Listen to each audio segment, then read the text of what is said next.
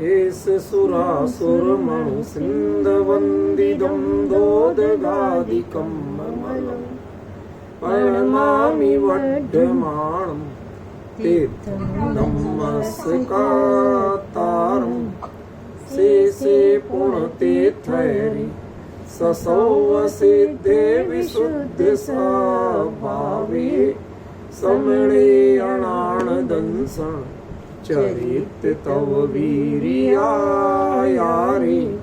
ते सौवे समगं पतेगमेव पतेगं वन्दामि अवट्टन्ते अर्हन्ते मानुषे खेते किचारिहन्ताळं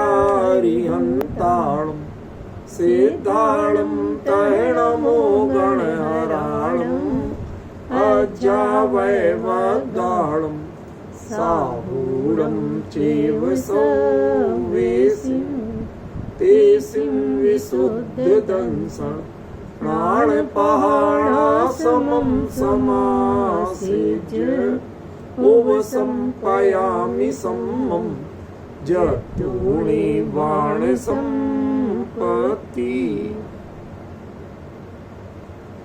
प्रवचन सार परमागम चरणान योग चूलिका महाधिकार गाथा 242 पृष्ठ 473। दंसणाण चरिते तीसु विजुगवं समुत्थितो जोदु ये यज्ञगदोत्तिमदो सामन्नं तस्य परिपूर्णम्।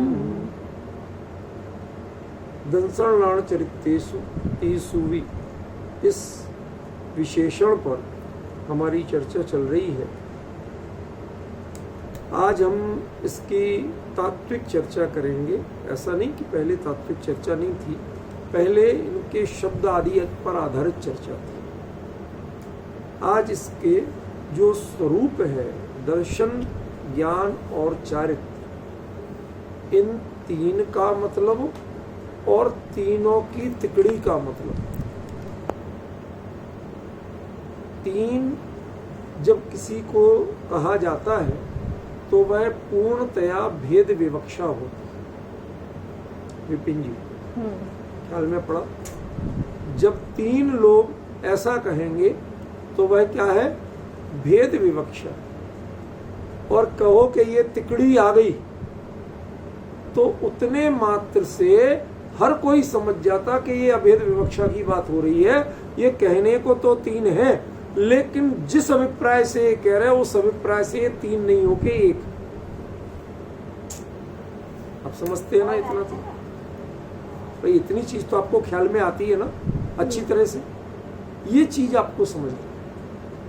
यदि आप इस पर फोकस नहीं करेंगे तो कहीं ना कहीं चूक कर जाए। यहां आचार्य देव ने तीसु जो दिया है वो तिकड़ी के अर्थ में, अकेले तीन के अर्थ में। ठीक है ना? अब देखिए, इन शब्दों पर हम विचार करें तात्विक दृष्टि से। दंसण माने क्या? श्रद्धा, आस्था, निर्णयात्मक समर्पण, आत्मसात करना। समझ में? उसे अपना स्वरूप ही मानना, कोई भेद की बुद्धि नहीं रहना। आप बहुत तरह से कह सकते हैं। ये जो श्रद्धा है, ज्ञान और चारित्र से पहले क्यों कही गई? प्रश्न मेरा ये। सामान्यतः सब जगह यही कहा जाता है मोक्ष मार्ग के प्रकरण में कि दर्शन, ज्ञान, चारित्राणी मोक्ष। ठीक है ना? सम्यक जोड़ लो, कोई हमें आपत्ति नहीं है उससे। भाई सम्यक क्या है? सम्यक कहते ही हम अकेला उसको पर्याय तक सीमित कर देते। चैतन्य की चिद्वृत्तियां जो है वह जब अकेली खड़ी कर देते हैं तो पर्याय कहलाते हैं, और जब वह चैतन्यमय है तो वह पर्याय नहीं कहलाती है, वह चैतन्य की वृत्ति कहलाती है। आपको अंतर समझना पड़ेगा, छोटी छोटी चीज का अंतर समझना। आप कभी सफाई करती है। उस झाड़ू में कई सारे तिनके होते हैं, ठीक है। एक काम कर, दोनों हाथों में एक एक तिनका लेके घर साफ करना।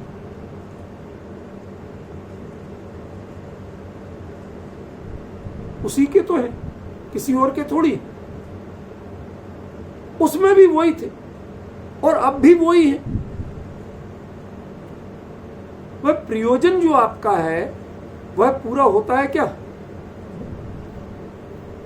अब आपको अंतर समझ में आ रहा मैं क्या कहना चाहता हूं?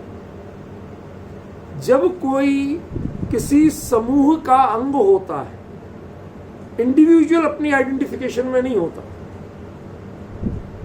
तो उस समय उसका स्वरूप और कार्य वह सार्थक होता है, चरितार्थ होता है। और जब उसे हम इंडिविजुअल कर देते हैं तो वह चरितार्थ नहीं होता। लोक में एक दूसरे अर्थ में दृष्टांत चलता है, हम उसे अपने अर्थ में प्रयोग कर रहे हैं कि एक तिनका है, आप यूं तोड़ दो टूट जाए, 50 तिनके बांध दो और 50 तिनके बांध के तोड़ के दिखाओ, 100 तिनके बांध दो तोड़ के दिखाओ, एक भी नहीं टूटेगा। 100 नहीं टूटेगा, मुद्दा ये नहीं है, एक भी नहीं टूटेगा। 100 में यद्यपि वो चिपके नहीं है, बंधे ही तो है, समझ गए ना? उनको वन पीस नहीं बना दिया गया, अलग अलग है। फिर भी जब वह एक समूह के अंग है तो समूह का अंग होने पर वह कभी अलग दृष्टि से उससे व्यवहार नहीं कर सकते। तोड़ना चाहे तोड़ नहीं सकते उसे। इसका मतलब है जब कोई किसी समष्टि का अंग होता है तो उसे व्यष्टि माने इकाई के रूप में हम उसके साथ व्यवहार नहीं कर सकते, उसका मूल्यांकन नहीं कर सकते। घर का बच्चा है, आप उसे कैजुअली ले लेते हैं, चलेगा। और वही अपनी माँ और पिता के साथ आए तो अरे बेटा आज तो बहुत दिनों में आए, समझ में? उसके साथ भी वही ट्रे में वैसे ही पानी का गिलास भर के आए, नहीं तो बेटा पी लो। डिफरेंस समझ रहे? वो यदि अपने माता पिता के साथ आया है तो वो उस परिवार के सदस्य के रूप में जैसे माता पिता की कीमत है, जो गरिमा और सम्मान है, वह उसी का हकदार है। वो बच्चे के व्यवहार वाला नहीं। बच्चे का जो कुछ मिलेगा वो उसे प्लस मिलेगा, नहीं समझे? आप उसे टॉफी दे दें, खिलौना दे दें, जो कुछ दे दें, वो प्लस मिलेगा। जो माता पिता के लिए हो रहा वो तो होगा ही होगा। आप डिफरेंस समझ रहे हैं? वो बच्चा होते हुए भी जब वह परिवार के रूप में आया है तो उसकी कीमत बढ़ गई, समझे? ऐसे ही दर्शन, ज्ञान और चारित्र, तीन को जब तक हम तीन के रूप में लेते हैं, आप इस गाथा में जो ये पद है उसका अर्थ नहीं समझ सकते।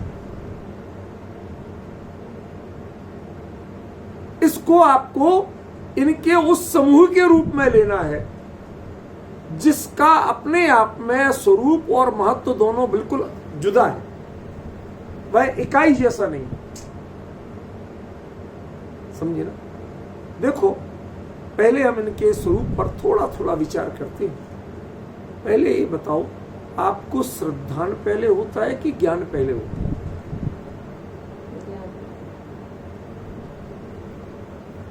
हमेशा ज्ञान पहले होता है। ज्ञान निर्णय करेगा, फिर श्रद्धा उसमें तदनुरूप अहमपना या अन्यपना स्थापित करेगी। इष्ट अनिष्ट बुद्धि कुछ भी कह ले, वो सब स्थापित कौन करेगी? ये बाद की चीज, ये पहले की चीज नहीं। तो फिर पहले यह श्रद्धान क्यों कहा? दर्शन माना तो श्रद्धान है ना, यहां पहले क्यों कहा? आपको प्रश्न तो समझना चाहिए। मैंने कहा था कभी समय सर जी लेके आपको वो अलग से करूंगा, फिर ये चर्चा डिस्टर्ब हो जाएगी, नहीं तो उसमें से बताऊंगा। आचार्य कुंद ने जहां जहां खास तौर पर पूर्व रंग में शुरुआत की गाथाओं में ऐसे अनेकों प्रयोग किए और कभी उनको उस रूप से पहचान नहीं कराई कि इन्होंने ज्ञान पहले कहा तो क्यों कहा, चारित्र पहले कहा तो क्यों कहा, दर्शन पहले कहा तो क्यों कहा, दर्शन के बाद चारित्र पहले कह दिया या चारित्र के बाद दर्शन पहले कह दिया, ज्ञान को लास्ट में किया, या चारित्र के बाद ज्ञान को पहले कह दिया, दर्शन लास्ट में किया। इस सबका चक्कर क्या? इस पर मैंने बहुत से विद्वानों को सुना। मैं ये तो नहीं कहता मैंने सबको सुन लिया, और सच बताऊं आजकल हमारे मैडम तो बहुत सुनती रहती हैं, बहुत लोगों को जितना इनका समय मिलता है अपना सुनती रहती हैं। मैं वास्तव में किसी का कहीं नहीं सुनता, गुरुदेव श्री का या बाबूजी का कभी सुन लूं तो सुन लूं, बाकी कभी कुछ नहीं सुनता। जहां जिज्ञासा होगी तो उसको स्पेशली देख लूंगा, सुन लूंगा, अन्यथा शांति से उसका चिंतन करो, उस पर मनन करके निकालो पहले तुम्हें क्या निकलता है। यदि उसमें रंच मात्र भी गुंजाइश लगे स्पष्टीकरण की तो दूसरों से मत लो, अन्यथा मैं दिखूंगा दूसरे कार्यों में लगा हुआ, लेकिन अंतर में ये चीज निरंतर चल रही है। तो मैं आप लोगों से पूछ रहा हूं एक सिंपल सी बात कि दर्शन पहले या ज्ञान, तो आपने कह दिया ज्ञान पहले, ठीक है ना, लेकिन किसको? अभी आप जो जीत रहे थे अभी हाल हारने वाले, किसको? कर्ता और प्रयोजन, इन दो के निर्णय के बिना कभी आप ये उत्तर दे नहीं सकते। अभी जो आपने उत्तर दे दिया वो आपने एक सहज अपने हिसाब से दे दिया। यदि आप जिम्मेवार बने जिनवाणी के प्रति तो आप कर्ता और प्रयोजन का निर्णय किए बिना इस बात का उत्तर नहीं दे सकते। फॉर द एग्जाम्पल मैं आपको क्लियर करता हूं, एक क्षायक सम्यक दृष्टि के लिए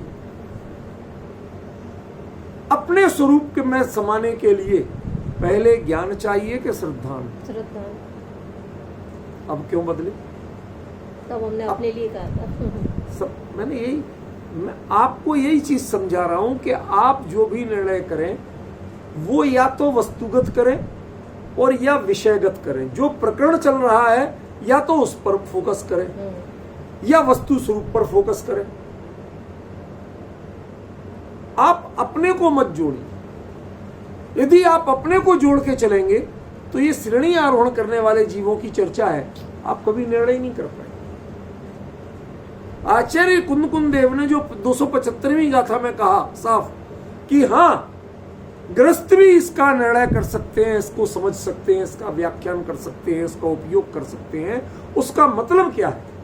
उसका मतलब यही कि आप में उन्होंने ये भेद नहीं किया कि आप सूक्ष्म तत्व का निर्णय, इवन श्रेणी आरोहण तक के स्वरूप के बारे में निर्णय ये गृहस्थ नहीं कर सकते, प्रक्रिया नहीं कर सकते, एक अलग चीज। उसका ज्ञान, उसका जो विवेचन है, उसको समझना, उसका निर्णय करना, ये गृहस्थ भी कर सकते। लेकिन गृहस्थ ऐसे नहीं करेंगे। मैंने अपने हिसाब से कहा था, पॉइंट समझे? क्या अंतर पड़ा विपिन जी? क्या अंतर पड़ा? ये उत्तर नहीं दे सकते आप। फिर आपको विषय पर फोकस करना पड़ेगा। आचार्य क्या कह रहे हैं यहां आपको फोकस करना है। आपको कैसा लग रहा है या आप उसे कैसे काम में लेंगे, ये फोकस है। आप समझे क्या उस उत्तर में कमी क्या थी? या तो आप वस्तुगत निर्णय करें और या विषयगत निर्णय करें, प्रकरणगत निर्णय करें।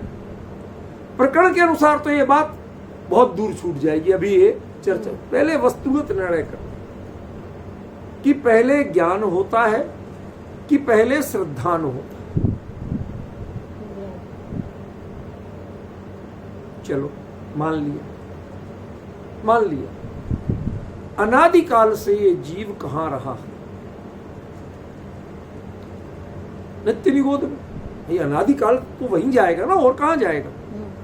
ठीक है ना? देखो, आज आपको मैं निर्णय करने का तरीका सिखा रहा हूं। कैसे हमें विषय को समझना। अभी तक तो मैं बताता हूं, लेकिन अब आपको तरीका सिखा रहा हूं कि किसी भी बात को निर्णय कैसे करें। अनादिकाल से जीव कहाँ रहा कि नित्य निगोद, निगोद में ही नहीं, नित्य निगोद। नित्य निगोद में पर्याय ज्ञान से ज्यादा कुछ भी था नहीं था। कुदेव कुगुरु कुधर्म थे नहीं थे। 7 तत्वों का मिथ्या सिद्धांत था, तो नाम ही पता नहीं। समझ गए? तो मिथ्यात्व कैसे था ये बताइए।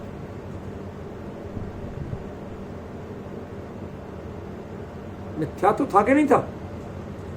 क्या बनी मिथ्यात्व के निगोद में पड़े थे?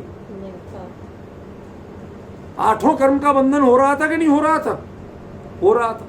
तो ज्ञानावरणी के बंध के जो कारण है, प्रदोष, निन्नव, मात्सर्य, अंतराय, आसादन, उपघात, इन 6 का स्वरूप पढ़िए। 6 में से नित्य निगोद का जीव कौन से भाव कर सकता है? आज मैं आपको ऐसी चीजें देने वाला हूं, घूम के रह जाओगे। 6 में से नित्य निगोद का जीव कौन से भाव कर सकता है? दर्शन मोह का औषधि बंधे तो केवली, श्रुत, संग, धर्म और देव, इन 5 में से किसका वर्णवाद कर सकता है? आपने पढ़ा है ना, केवली, श्रुत, संग, धर्मा, धर्म, देवा, वर्णवादो दर्शन मोहस्य। सचिन, सारी पाठशालाएं आज फेल होने वाली। दरअसल जब आप ज्ञानियों के वचनों का निर्णय करने चलते हैं, उस समय आपकी भूमिका ज्ञानियों की मानसिकता के अनुसार होनी चाहिए, प्राइमरी पाठशाला के अनुसार नहीं होनी चाहिए। अंतर समझ गए? ये जो कुछ भी आप परिभाषाएं पढ़ते हैं, ये सब प्राइमरी पाठशाला। बताइए, निगोद का जीव, नित्य निगोद का, जिसने कभी पर्याय ज्ञान से ज्यादा जाना ही नहीं, वो प्रदोष नहीं जानता, निन्नव नहीं जानता, मात्सर्य नहीं जानता, अंतराय नहीं जानता। किसका अंतराय करेगा? एक श्वास में 18 बार तो जन्म मरण करना, अपना शरीर नहीं, किससे करेगा अंतराय? समझ रहे? किसकी आसाधना करेगा? किसका उपघात करेगा? उसे तो उपघात करने के सोचने की फुर्सत नहीं है। क्यों? क्योंकि उसके पहले एक श्वास में 18 बार उसी का निपटारा होता रहता। सोचे कब और सोचे कैसे? मन है ही नहीं। समझ रहे? ये सारे जो लक्षण दिए, ये लक्षण काय के दिए? मुख्य रूप से संगी पंचेंद्री जीव पर लागू होते हैं। जो आपने पढ़े ना ज्ञानावरणी के, तत्प्रदोष, निन्नव, मात्सर्य, अंतराय, आसादन, उपघात, ये किस पर लागू होते हैं? संगी पंचेंद्री पर लागू होते हैं। केवली, श्रुत, संग, धर्म, देवा, वर्णवादो दर्शन मोहस्य, ये किस पे लागू होते हैं? संगी पंचेंद्री पर, अकेले पंचेंद्री पर भी नहीं। और संगी पंचेंद्री में भी मुख्य पड़े मनुष्य पर। तो इसका मतलब मनुष्य के अलावा 3-4 दिन के दर्शन मोह का बंध नहीं होता, कीड़े मकड़ों को दर्शन मोह का बंध नहीं होता, निगोद में बंध नहीं होता। इसका मतलब हमने जो कुछ जाना है वो बड़ा प्राइमरी लेवल का जाना। समझ गए? प्राइमरी में हमें शुरू में रटाया गया महावीर के पिता का नाम क्या था, कि राजा सिद्धार्थ था। दूसरी पाठशाला में गए तो वहां बताया गया कि भगवान के तो पिता होते ही नहीं, आत्मा तो अजर अमर है। हमने वो भी रट लिया, लेकिन उत्तर हमारे पास था। बताइए, सिद्धरायस्य सुदो, जिस समय यह गाथा लिखी जा रही थी, तो क्या उन आचार्य को पता नहीं था कि आत्मा के पिता नहीं होते? सिद्धार्थ किसके पिता थे और महावीर किसके बेटे थे? वो भावलिंगी संत लिख रहे थे, कोई द्रव्यलिंगी नहीं थे वो। आप डिफरेंस समझिए। इसका मतलब है कि जो चीज जिस क्रम में, जिस प्रकरण में, जिस रूप में अभिप्राय से दी जा रही है, यदि आप उससे तालमेल नहीं बिठाते हैं तो उसका अर्थ आप कभी कर सकते नहीं। आप 8 कर्म 148 प्रकृतियों के बंध के सारे विवरण पड़े हुए हैं, लेकिन जिस समय आप थोड़े से इसको ओपन विंडो करके लगाएंगे अर्थ, दिमाग घूम जाएगा कि वो असंगी जीवों पर लागू ही नहीं पड़ते। जिनके दिमाग में खुरापात करना आती है, गड़बड़ी करना आती है, अकेले उन पर लागू पड़ते। तो क्या बाकी जीवों को कर्म बंध नहीं होता है? वो अकर्मक है क्या? अबंधक है क्या? होता है तो किन परिणामों से होता है और उस परिणाम की जाति क्या होती है?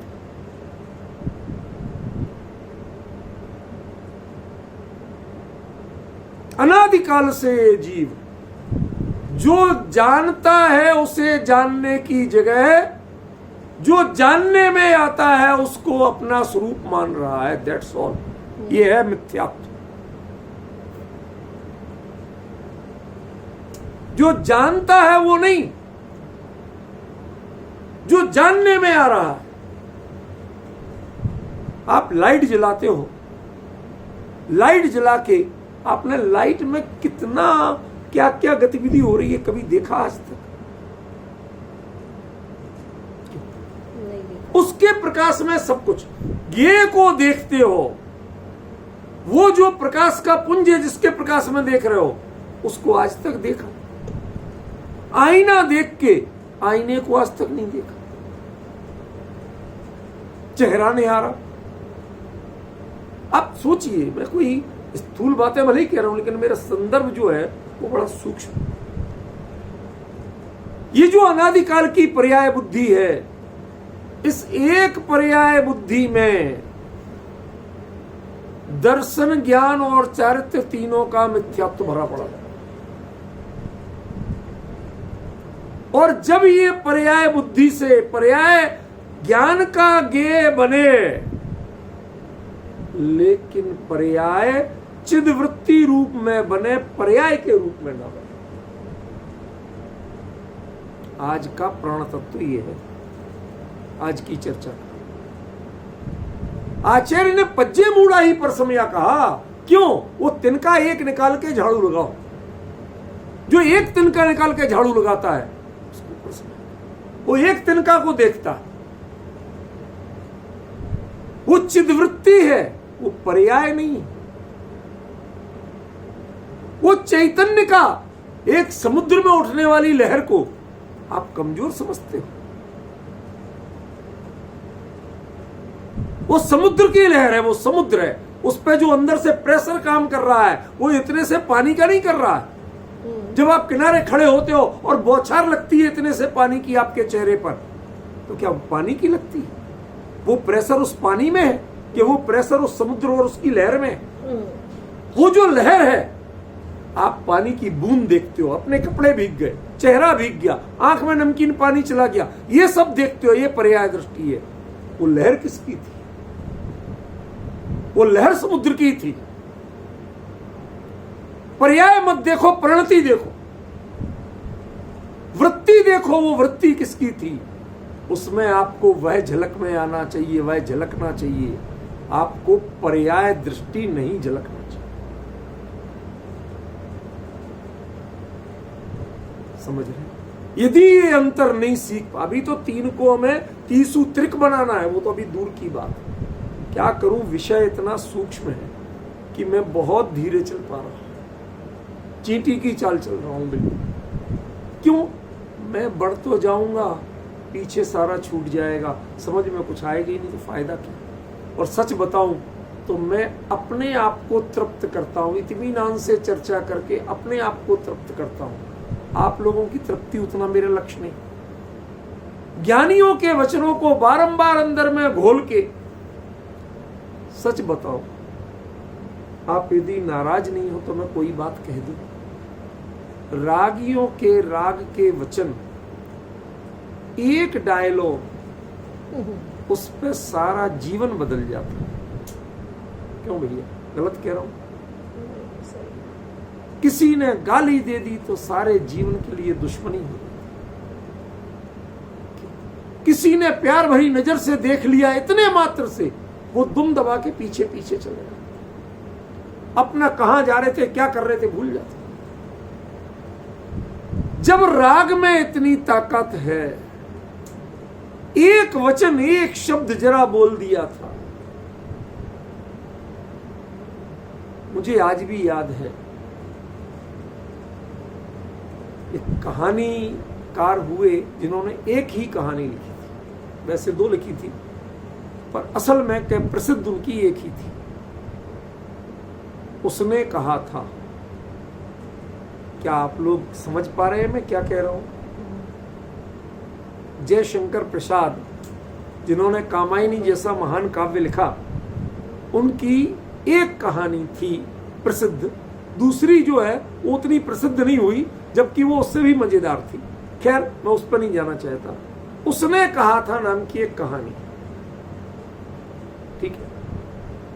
तो उसमें थोड़ा सा प्रकरण बता रहा हूं, बहुत थोड़ा सा, पूरी लंबी नहीं बताऊंगा। एक आदमी, उसके बाप ने कह दिया फला गांव चला जा, अपने लिए जो चुपचाप जाके फला जगह में ला रहा हूं, कोई नहीं बताया, तू लड़की देखने भेजा। समझ गया ना? तो वो जाता है, पुराना जमाना। अब गांव तक पहुंच गया, पहुंचते पहुंचते हालत खराब हो गई, पैदल काफी चलना पड़ा प्यास के मारे, गर्मी के दिन थे। तो कुछ सुबह 9-10 बजे का टाइम, तो कुछ लड़कियां पानी भर रही होंगी कुएं पे, गांव का कुआं बाहर पानी भर रही थी। तो उसने कहा कि पानी पिला दो, तो पानी के लिए जुगाड़ करने लगे। तो किसी ने कुछ ऐसे ही मजाक, जो भी बात रही, तो उसने उसको, वो लड़की जो ज्यादा छेड़ रही थी, तंग कर रही थी, उसका मजाक बना रही थी, उसको वो वृत्ति अच्छी लगी उसे। देखो राग की वृत्ति है। तो उसने धीरे से पूछा, तेरी कुड़मई हो गई? कुड़मई माने सगाई, पंजाबी में कुड़मई। तेरी कुड़मई हो गई? तो उसने कुछ नहीं बोला, धत, और भाग गई। अब वो उसके बारे में पंडित रतनचंद जी भारल से कभी सुनो तो एक तो वो बड़े दत्त चित्त होकर सुनाते थे, बहुत देर तक सुनाते थे, लेकिन उनकी एक विशेषता थी बड़े ज्यादा, वो धत्त नहीं कहते, धत्तेरे की। धत्तेरे की का अर्थ दूसरा है, और शर्मा के दत्त कहने का अर्थ दूसरा। वो उतने पे दत्त कहा, उतने पे, उसका इतना कहने पे कि तूने मेरी सगाई का पूछा, तो ऐसी बातें ये लड़कियों से करते हैं। लेकिन वो धत्त में एक उत्तर में जितना अर्थ था, पूरी कहानी उस पर केंद्रित थी। उसने कहा था, क्या कहा था? धत्त। समझ रहे? उतने पर पूरी कहानी केंद्रित हो रही। एक उस शब्द ने उनकी पूरी जिंदगी को बदल दी। सारे जीवन व्याख्या नहीं कर पाए, आज तक वो रीझता था कि उसने ऐसे कहा था। ज्ञानियों ने कैसे कहा, इस पर आप जल्दी अर्थ कैसे कर लेते, इससे आप ऊब कैसे जाते? पॉइंट समझ रहे विपिन जी? मेरे उस राग की कथा सुनाने का कोई उद्देश्य नहीं था। मेरा अभिप्राय समझ रहे हो ना, कि इस चर्चा में हमें तृप्ति ही नहीं होती। लोग कहते हैं कि लड़के लड़कियां आपस में बात क्या करते हैं, सच बताएं तो कुछ मुद्दे ही नहीं होते, बेमतलब की।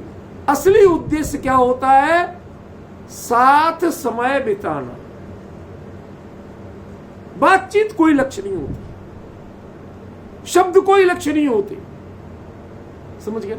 वो जो उसमें अपनत्व का भाव है और अपनत्व की तृप्ति का भाव है, ये तो बतियाना तो एक माध्यम है, बतियाना कोई मुद्दा नहीं। ऐसे ही दंसणान चरितेषु, ये एक माध्यम है, ये मुद्दा नहीं। इसमें आपको वो मुद्दा निकालना है कि मुद्दा क्या था।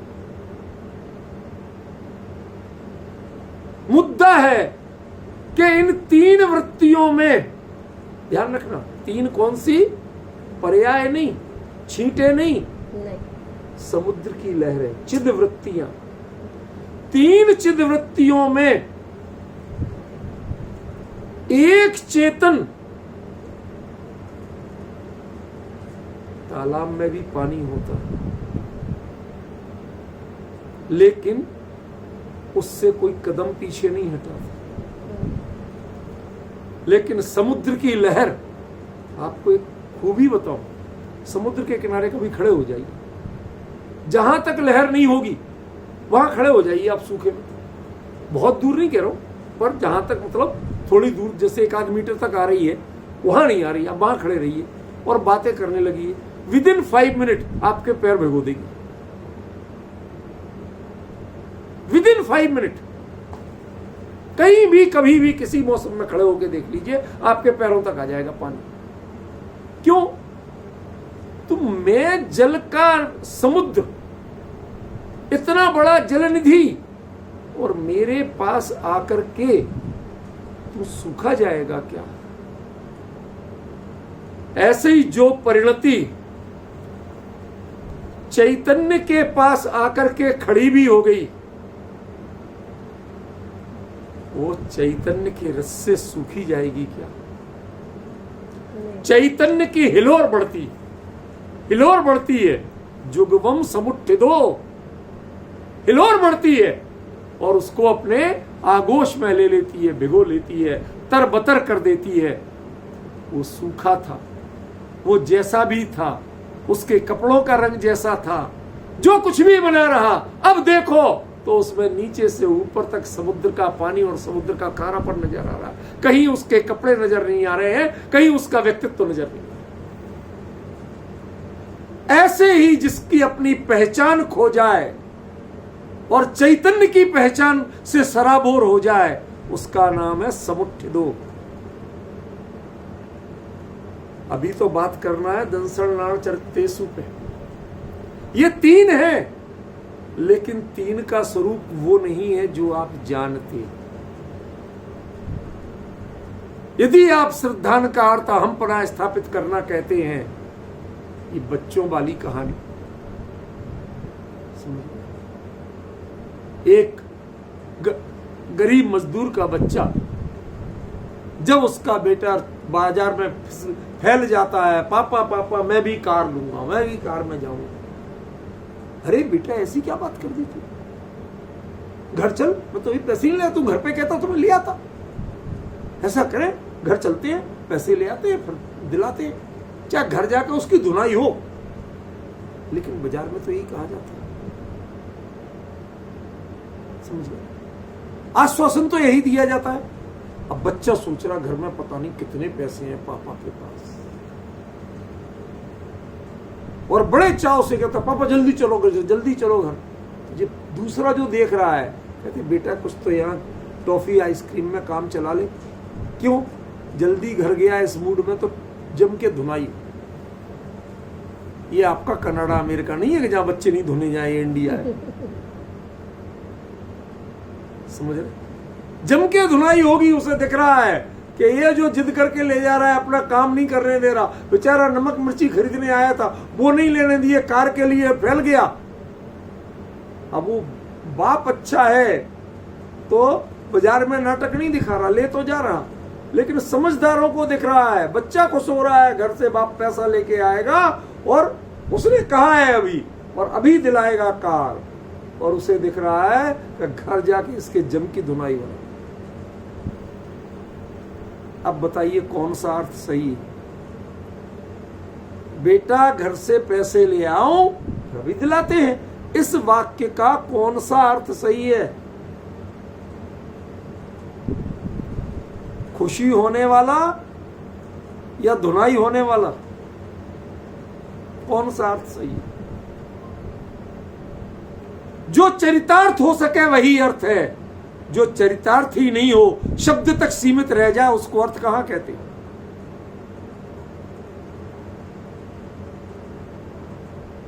आपको पता है जल, तोय, अंबु, पानी, ये शब्द है ना, मैंने एक आर्टिकल में लिखा है कि जो पिघल के बहता, ताप से पिघल के बहता है, जो बरसते वो तो अलग चीज है, जो वारिद बादलों से गिरता है वो वारी है, लेकिन हर चीज पीने योग्य नहीं होती, हर पानी पीने का नहीं होता। जो पीने का होता है अकेला उसे पानी कहते हैं। आपका तो नहाने का भी पानी होता है। अमित जी तो बिल्डिंगें बनवाते, वो भी पानी से तराई करवा देते। अब आप डिफरेंस समझ रहे हैं? जब हमने कहा पानी, तो पानी नहाने के लिए नहीं हो सकता। क्यों? पा धातु, पा वर्ब है, पा माने पीना। जिससे आप नहाते हैं उसे आप पीते नहीं है, और जिससे पीते हैं उसे आप नहाते। ये इंडिया में विडंबना है कि दो तरह की पाइपलाइनें होती नहीं। यहां तो सब वही आता है, उसी से मकान बना लो, उसी से कपड़े धो लो, उसी से नहा लो, और उसी से पी लो, खा लो, खाना बना लो, सब वही। आपने छान लिया तो पानी हो गया, और नहीं छाना तो, अरे छान के तो जैनी सभी प्रयोग करते हैं, वो तो कपड़े भी छने पानी से धोते हैं, लेकिन वो पानी नहीं होता, वो जल होता। विपिन जी, ये दृष्टांत हो, कोई मेरा लक्ष्य नहीं है। आपने शब्द से, यदि आचार्य ने विशिष्ट शब्द प्रयोग किया, उन्होंने पानी कह दिया, तो आपको प्यास बुझाने के अलावा अन्य कोई स्वरूप समझ में नहीं आना चाहिए। यदि अन्य कोई उपयोग समझ में आता है, इसका मतलब आपने आचार्य के वचनों का अपमान कर दिया।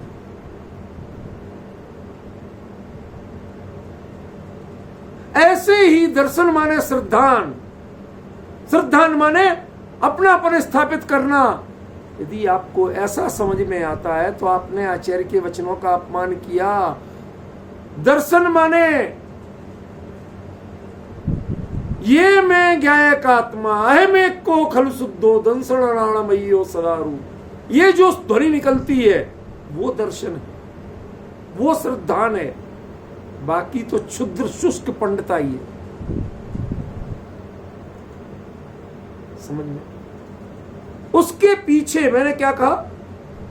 पानी की बूंद और लहर को मत देखिए, उसके पीछे पूरे समंदर के जोर को देखिए। कौन ला रहा है वहां से यहां तक, वो देखिए। बचपन में समंदर के किनारे जाते थे, हल्की वाली बॉल यूं फेंक देते थे। कई बार जो जानकार होते थे वो लहर की दिशा देख करके ऐसा फेंकते थे कि आपने जितनी जोर से फेंका, लौट के उतनी जोर से आपके सिर के ऊपर से जाती थी बॉल। तो समंदर फेंक रहा है, उसकी लहरों में जो उठिदो वाली बात है, लहर उठने, उठी नहीं तो लहर नहीं, उठी नहीं तो लहर नहीं, उठी नहीं तो जल तो है, लहर नहीं। तो जो उठी है वो क्या है? जो उठी है वो क्या है? समंदर नहीं है, जल नहीं है क्या वो? ये बता दो मुझे, उसका परिचय दो। सब कुछ वही है, लेकिन आप जो लहर से डरते हो, हाई टाइड, इनसे जितना डरते हो, समंदर के तो किनारे आप घर बनाना चाहते हो। सी फेसिंग चुनते हैं लोग, क्यों बोल रहे? सी फेसिंग है ना, हमने देखा नहीं है, इनका गए नहीं, इनने तो दुबई गए तो इनने तो दुत्कार के भगा दिया था मुझे। वो तो हमारा आपसी मजाक है, वो कोई ऐसा नहीं हुआ था। सुनो, सी फेसिंग चुनते हैं, लेकिन हाई टाइड से डरते हैं। सी फेसिंग क्यों चुनते हैं? कि हमें जल देखना पसंद है। तो हाई टाइड से क्यों डरते हैं? कि वो जो जल की जाति उठी हुई है, उसके पौरुष से, उसके वेग से हम डरते हैं। जल से नहीं डरते, भीगने से डर नहीं लगता है। समझ में है? जो उसका वेग है, जो उसका पौरुष है, जो उसका प्रेशर है, हमें डर उससे लगता है। अंतर समझ में आ रहा? वरना तो हमें समुद्र देखना बहुत पसंद है। हमने तो स्पेशल सी फेसिंग बालकनी वाला फ्लैट लिया था ताकि सुबह जब भी उठे समुद्र की लहरें। डिफरेंस समझ रहे कि कितना बड़ा अंतर है। वो उठदों की बात है, लेकिन दर्शन क्या? जिसमें तन्मयता, तन्मयता, बस ये मैं, इसके अलावा उस चैतन्य को अपने स्वरूप के अलावा जिसने कभी दूसरा स्वर नहीं निकाल पाया, उसका नाम दर्शन है, उसका नाम श्रद्धान है। समझिए अमित जी भाई साहब, बाकी श्रद्धान नहीं है, बाकी क्षयोपशम के खेल हैं। जैसे परम शुद्ध निश्चय नय में ज्ञायक आता नहीं है, वो कहता तो है कि ज्ञायक आया, तो ज्ञायक आता नहीं। समझिए, ऐसे ही आप जितनी परिभाषाएं श्रद्धान की, सम्यक दर्शन की पढ़ते हो, उनमें एक भी परिभाषा में सम्यक दर्शन नहीं है। सम्यक दर्शन का स्वरूप नहीं आता। सम्यक श्रद्धान नहीं है। श्रद्धान वो है कि जो किसी का उत्तर देने के लिए मौजूद नहीं रहे, समर्पित हो जाए, वो श्रद्धान है। जो उत्तर देने के लिए मौजूद हो, वो श्रद्धान हो ही नहीं सकता।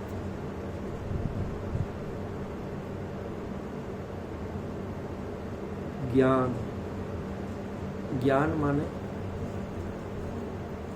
स्वपर प्रकाशक,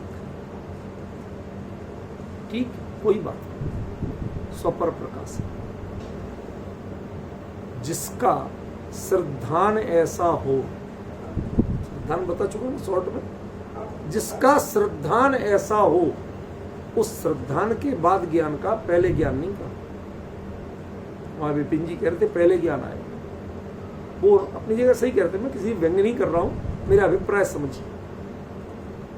अब श्रद्धान जिसका ऐसा हो, उसका ज्ञान स्वपर प्रकाशक कैसा होगा? कहते ज्ञान ज्ञान को जाने पर रूप में, ज्ञान परिणति को पर रूप में, और ज्ञायक को स्वरूप में। उसे मैं जान रहा हूं, ऐसा भी उस जिस समय वेदन है, उस समय मैं ज्ञाता हूं। मुख्य वेदन ये,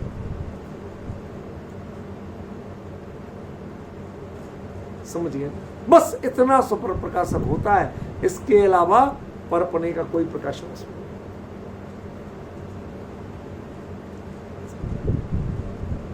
परीक्षा मुख सूत्र में इसके लिए एक सूत्र आता है, इसके लिए माने इस प्रॉपर इसके लिए नहीं है, लेकिन इस बात को थोड़ा संकेत करने की, उसमें दृष्टांत दिया। घटम अहम आत्मना वेदमी। अहम माने में, घटम माने घड़े को, आत्मना माने अपने से, वेदमी माने जानता हूं। तो आचार्य ने क्या कहा कि इसमें घड़ा एक जगह है और आत्मा तीन जगह। अहम, आत्मना और वेदमी, जानता हूं भी तो उत्तम पुरुष है, माई सेल्फ। तो मैं तीन जगह हूं और घड़ा एक जगह है, ठीक है। अब चार हैं, चार में संसारी कब तक कि एक जगह घड़ा और तीन जगह ज्ञान, समझ गए? जब एक जगह मैं माने वह ज्ञान पर्याय और तीन जगह ज्ञाता, ये हो जाए तो समझ लेना ये ज्ञान है। क्यों? वो श्रद्धान पूर्वक हो रहा है। जब श्रद्धान ने दिशा दे दी तो ज्ञान दूसरा कुछ जानने का साहस नहीं कर सकता। नहीं आया समझ? सुन,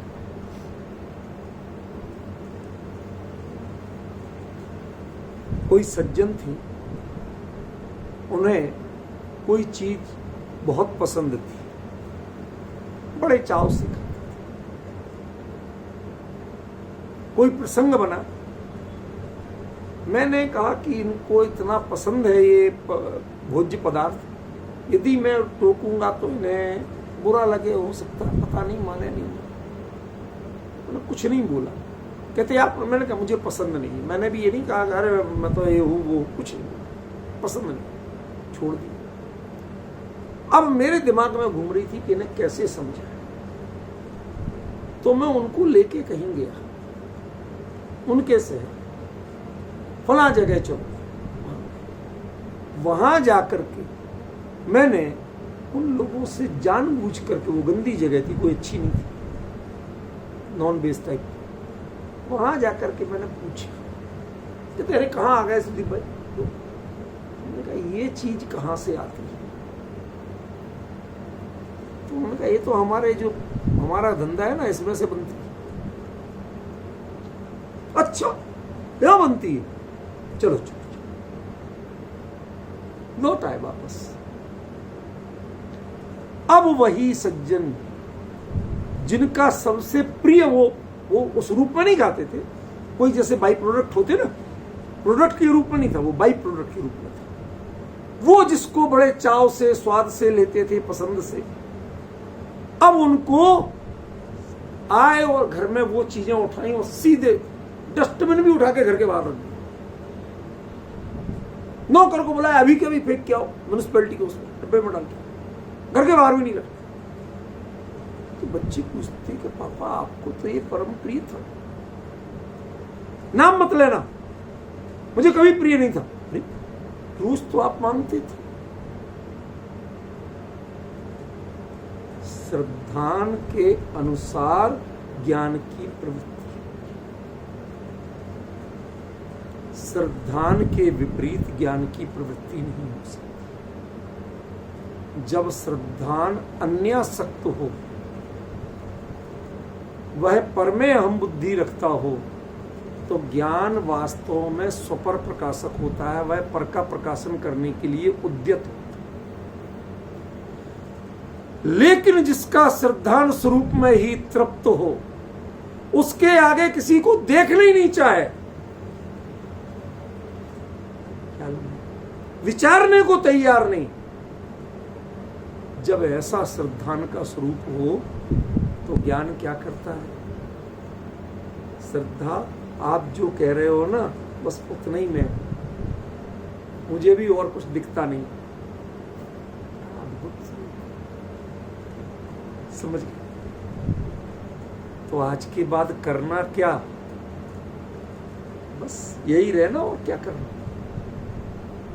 ये तीन वृत्तियां, अभी लौट के आएगी चर्चा, ये तीन वृत्तियां तीन नहीं रह जाती, तीन एक से बंध जाती। और वो एक कौन होता है?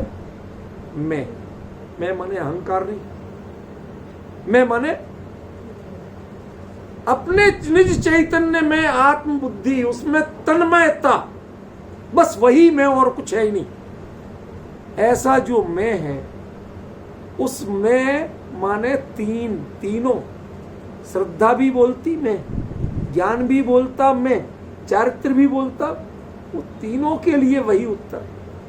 तीसुवी जुगवम युगपथ एक साथ, यद्यपि छदमस्त के दर्शन और ज्ञान में क्रम कहा, ध्यान रखना, छदमस्त के दर्शन और ज्ञान में क्रम कहा,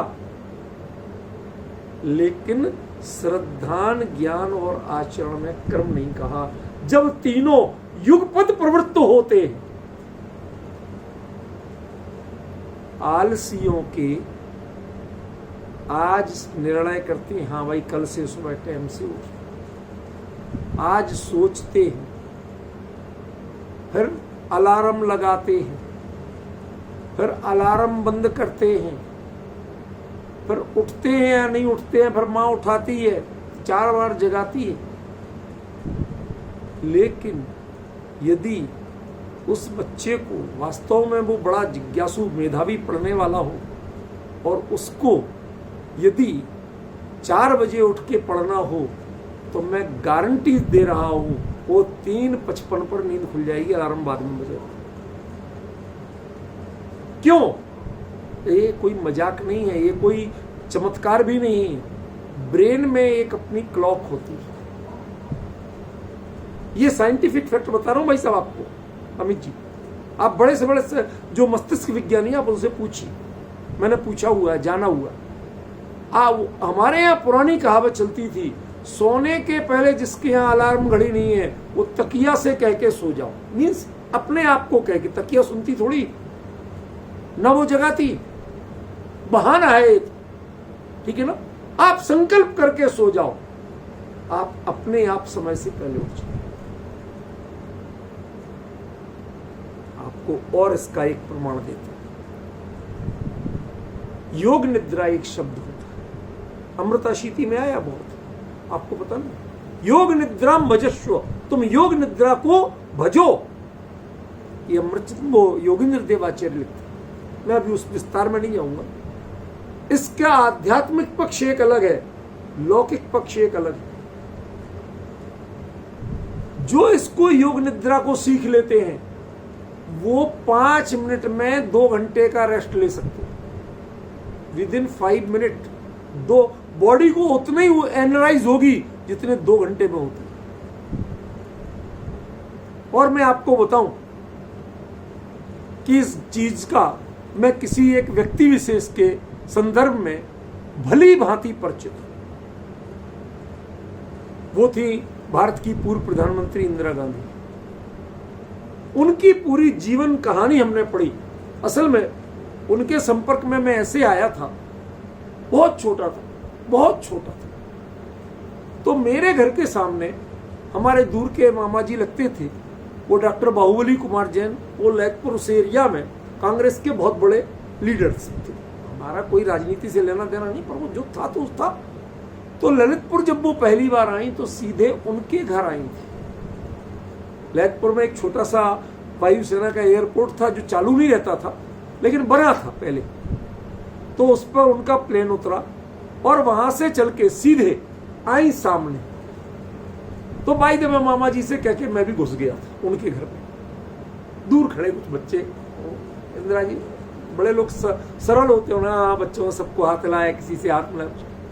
अब वहां वो कोई बातचीत होती तो उस बातचीत में उन्होंने बताया मैं 5 मिनट में भी 2 घंटे का रेस्ट कर लेती। क्यों? मैं योग निद्रा जानती हूं। मैं ड्राइवर कहता है कि साहब वहां पहुंचने में 10 मिनट लगेंगे, तो मैं 10 मिनट 8 मिनट चैन से सो लेती हूं, और वो 8 मिनट में मैं 3 से 4 घंटे का रिलैक्स, उतनी ताजगी लेके, और पूरे 10 मिनट होने के पहले में जाग जाता। ये इसमें है घड़ी, इसमें समझ गए ना। वो योग निद्रा का अर्थ कुछ और होता है, वो हम बताएंगे कभी मौके पे, अभी नहीं बताएंगे। अभी उद्देश्य क्या है वो बता रही है आपको, वो जगा रही है। संकल्प किसका है? आपका। जगाना किसको पड़ता है? जिसका संकल्प अपना नहीं होता है, जो मजबूरी में कई चीजें स्वीकार करता है, दूसरों के लिए स्वीकार करता है, अपने हित के लिए स्वीकार नहीं करता। टोडरमल जी कहते हैं इन बातों में मुझे मेरा ही हित भाषित होता है, और इसके बाद भी तू समुत्थितो नहीं है, तेरा पुरुषार्थ नहीं हो पड़ता है, इसका मतलब तुझे हितभाषित हुआ। यहां चर्चा का क्रम तो श्रेणी आरोहण वालों का है। अभी दृष्टांत मेरे अभी स्थूल चल रहे हैं। चरित्रम चरित्रेषु, ये चारित्र क्या है? चारित्र माने जो ज्ञान ने निर्णय किया, स्वीकार किया, वो वहां से विषय से विषयांतरित ना हो पाए। विषय से विषयांतरित ना हो पाए, उसके हाथ का रिमोट छीन लो। बच्चे के हाथ में रिमोट रहे तो वो किट किट किट किट पलटता रहता है। ऐसे ही छद्मस्त का ज्ञान, वो गेयों के चैनल पलटता रहता। ज्ञान के हाथ से गेय का संबंधी रिमोट छीन लो, छिन गया, छूट गया, बस अब क्या रह गया कि जहां थे वहीं रहे। जो श्रद्धा ने निर्णय किया, ज्ञान ने तदनुरूप जाना अपने को, और ये रम के रह गया, इसका चैनल बदलने का तक का भाव नहीं हुआ, किसी विषयांतरित होने का भाव नहीं हुआ, उसका नाम चारित्र। और ऐसा चारित्र इन तीनों में भी, अभी, अपी, भी, तीनों में भी, ये भी का क्या मतलब है? मैंने कहा था आपको बताऊंगा, आज बता रहा हूं। अभी ये सारा विषय लौट के भी आएगा। तीनों में भी इसलिए कि इन तीन के अलावा कोई भी वृत्ति चैतन्य की सीधी वृत्ति नहीं। सुख और वीर्य भी ये सीधी चैतन्य वृत्ति नहीं। क्यों? सुनो जरा, सीधी क्यों नहीं कह रहा हूं। ये सीधे और टेढ़े का मतलब क्या है, थोड़ा समझने की कोशिश। सुख और वीर्य, ये प्रत्येक गुण में इनका स्वरूप है। समझ गए? आप हर चीज में कुछ भी करते हैं, उसमें आनंद या दुख, कुछ ना कुछ अनुकूल या प्रतिकूल, ये आपके साथ जुड़ा हुआ है। ठीक है ना? ये करें या नहीं करें, उसमें प्रवृत्त हो या नहीं हो, ये चीज उसमें जुड़ी हुई है। जब आपने उसमें श्रद्धा में जान लिया अच्छा या बुरा, तो तदनुरूप ये प्रवृत्तियां चले। लेकिन वास्तव में इनको ज्ञान, सुख को और वीर्य को दिशा कौन देता है? मात्र ज्ञान। मात्र ज्ञान। क्यों? स्वरूप में वीर्य का अर्थ क्या? ज्ञान जितना निष्कंप हो जाए वही वीर्य है, और ज्ञान सकंप बना रहे, डावाडोल बना रहे, कम जैसे दीपक की लो जरा भी हिलती है। इसीलिए ध्यान की मुद्रा को निर्वात दीप कहा गया। वायु रहित दीप, जिस पे हवा असर नहीं कर रही है, लो जैसी है तो वैसी होके रह गई, यद्यपि उसमें कोई कंक्रीट या सरिया नहीं डला है। अमित जी तो कहते हैं मजबूत करना है, इसमें 18 mm का सरिया डाल दो, मजा ले जाए। लेकिन उस लो के अंदर, ध्यान दीजिए, बहुत गंभीर बात आ गई है, उस लो के अंदर कोई सरिया नहीं पड़ा, फिर भी वो बिल्कुल सीधी निष्कंप है। क्यों? क्योंकि वायु से प्रभावित होना उसने बंद कर दिया।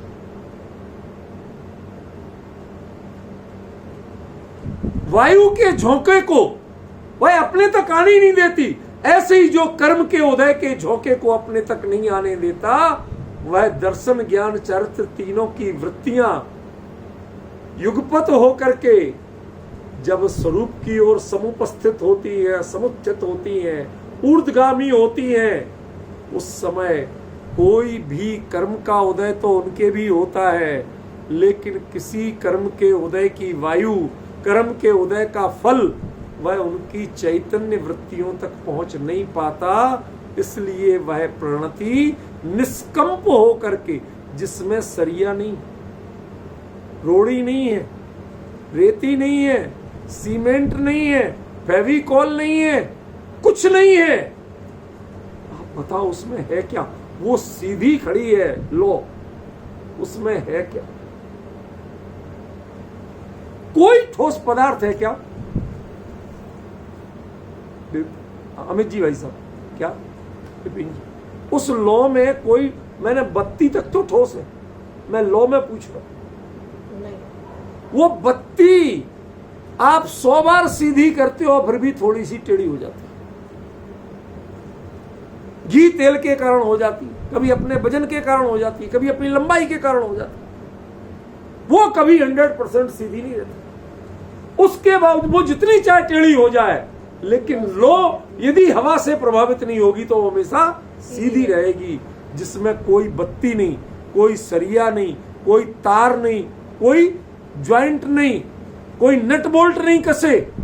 उसके बावजूद वह निराधार वस्तु, जिसमें आपको कोई आधार नजर नहीं आता, उसके अंतस की प्रवृत्ति ऐसी है कि वह ऊर्ध्वगामी ही रहेगी, बशर्ते कि हवाओं के झोंकों को अपने पास तक नहीं आने दे। छपक श्रेणी वाले जीव की जो स्वरूप की परिणति है, वहां कर्म के उदय तो विद्यमान होता है, लेकिन चारों ओर जैसे लैंप शेड लग गया हो, तो वह उदय की हवा जितनी चाहे चले, लेकिन इसकी लौ को फुरफुरा नहीं पाती है। समझ रहे? समुट्ठ दो, ये उत्थित हुआ है। ढूंढो उसमें वजन क्या है, ढूंढो उसमें कठोरता कहां है। कुछ नहीं है, फिर भी बिल्कुल सीधी है। हमारी कमर बार बार झुक जाती है, और वो उदय से प्रभावित होना छोड़ दो। उदय की हवाओं में आप झुकना छोड़ दो, आपके लिए कोई नहीं झुका पाएगा। उसको समुट्ठ दो। अभी ये चर्चा, ये गाथा की पहली पंक्ति कल दोबारा चलेगी, आज का समय हो गया।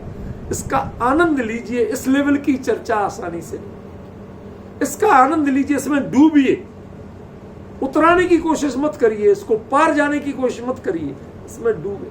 कबीर ने लिखा है, अन बूढ़े बूढ़े तरे जे बूढ़े समझ। जो इसमें सर्वांग डूब जाएगा वो पार हो जाएगा, और जो तैरना चाहता है वो पार नहीं। समुद्र बाजुओं से पार नहीं होता है। समुद्र उनके लिए छोटा पड़ जाता है जिनके संकल्प कभी नहीं हारते। समझ में आया? वो बनना, ये वो चर्चा है। इसकी चर्चा कल आगे करेंगे।